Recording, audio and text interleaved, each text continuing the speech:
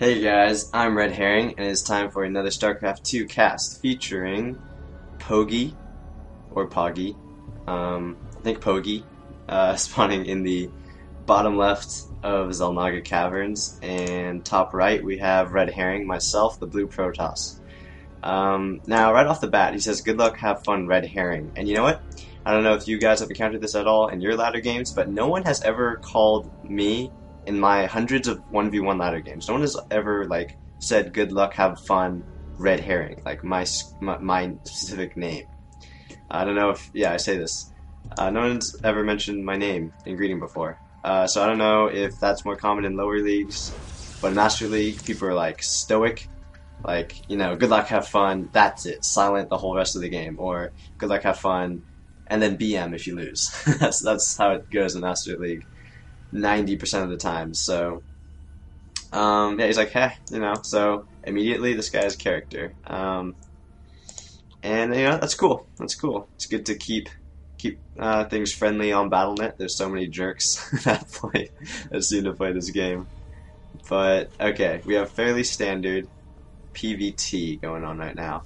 A little bit overreaction, pulled off 2 workers there, but yep, the correct response. You only bring 1.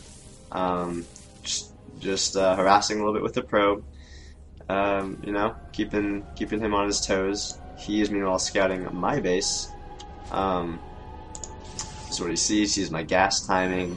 But really, this is fairly standard. I mean, you can't really deduce much from this. Other than that, I'm not going 17 Nexus.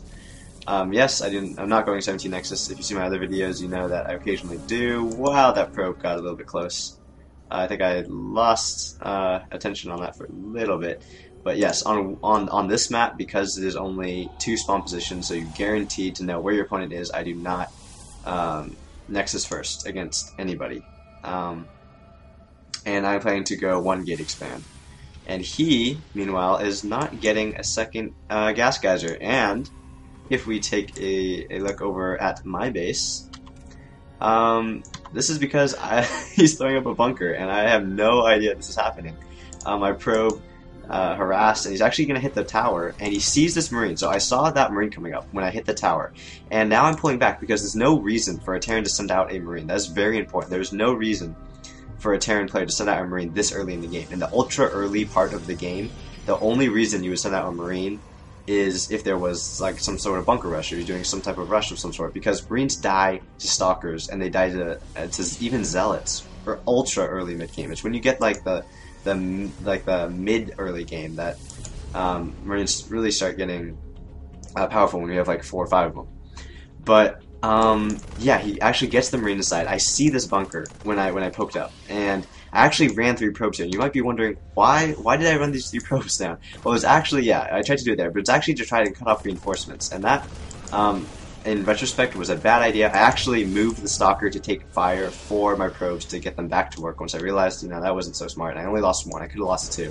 And I should have even left the Stalker firing a little bit more to take a little bit more damage for the probes to escape, but I really do need to get these Stalkers over behind this bunker and take out reinforcements. So I'm going to pause right here really quick and just explain kind of the game logic I'm thinking through. So when I scout this bunker, kind of the first response is panic. You're like, how did you get a bunker? I'm so dumb, you know, I should have scouted my base. And then yes, I should have done that. But you should cut off reinforcements. It's not the danger of the bunker that you have to fear. It's the danger that he will keep reinforcing this bunker, because 3 Marines in a bunker, or even 4 Marines in a bunker, isn't going to kill you. The danger is that he can like encroach bunkers up here, or that he can get so many Marines up and keep on extending the bunkers that you have no choice, and you start losing your buildings up here, but you have no choice to pull probes and really all in on that. So that is your main objective: cut off reinforcements. You really can't kill this outright, and you notice I'm not warping in Zealots, I'm only warping in Stalkers, and that's because I'm going to go for a run around, and we'll see how this plays out.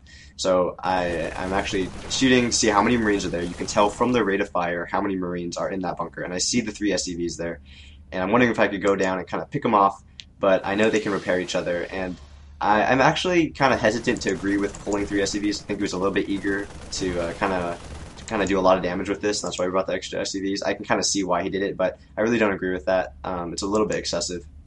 If you look at the income tab, he's actually ahead in harvesters, but keep in mind that 3 of those are sitting back here, so he's really not ahead in mining harvesters.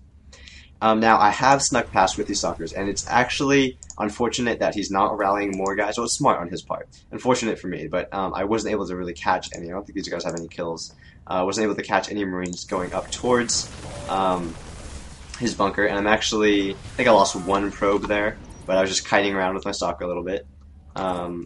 And yeah, so I'm taking the towers, making sure no more reinforcements are coming. I actually started my robotics facility and my gateway, and I should add a 3rd gateway here.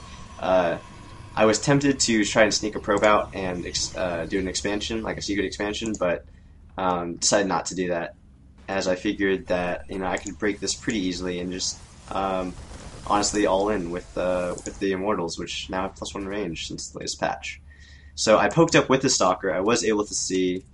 No, I haven't poked up yet. So here we go. Poking up with the Stalker. This is my vision here, and I see. Yep, there's the bunker. I see his SCVs, and I know he's trying to expand. I didn't see a single Marauder, so that means he's gearing up for an expansion. It means he has a late gas or no gas. Turns out he does have double gas, but it's a late. I'm kind of kiting with the Stalker, scoot and shoot. Stalkers do have 7 range, and Marines have 6. So theoretically, you should be able to kite Marines, but Marines are so dang fast in their response time, and Stalkers, I believe Stalkers have the worst unit response time in the game.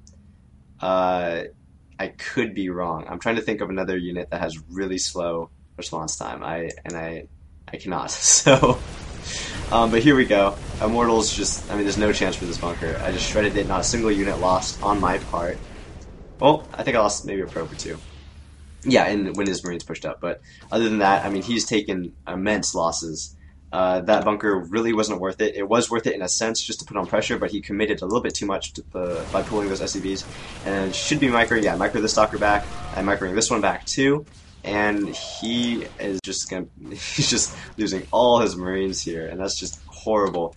Look at the income tab. He is ahead in harvesters. He does have expansion now. He's desperately trying to get up bunkers. But he knows, he's got to have known that he's forced me to all in. He saw my Immortals. There is no way I'm not all in on this because he's contained me. And he is ahead in economy. And really the only way I can come back from this is destroying his expo or expoing myself. But my expo would be later, so it really only makes sense for me to deny him his expo. And that's what I'm doing right here. Immortals do so much damage. They're so good. And just oh, bunkers fall so fast, and Marauders are 3-shot by Immortals. So it's a fun fact for you guys in case you didn't know that. But he has to lift his command center, and he's got to have known this push was coming. But he was really, he had been set back so much from losing those early Marines, those early SCVs, that he really doesn't have much here. And yeah, so I'm pushing up here, and I think that I might be able to just break and win right here. You only had the 1 bunker, and there's really not much you can do right here. He took a gamble, an aggressive gamble, and I like that style, but ultimately was not able to back it up. He really needed to prepare more bunkers earlier. He should have known that I would be forced to all in by his bunker play. And he says, GG, Immortals seem more OP now. I kind of disagree with the OP part. I don't think Immortals were ever OP. They were good before patch, or they were decent before patch. They are good now. I would definitely not say overpowered, but that is just my opinion. So yeah, I know this was a little bit of a shorter game. I will have more kind of macro games, but this was just a nice little punchy game to show you kind of how to deal with bunker rushes and don't lose your cool, and you should be able to pull off a win in circumstances like this. So comment, rate, subscribe. I will have more out soon. Thanks, guys.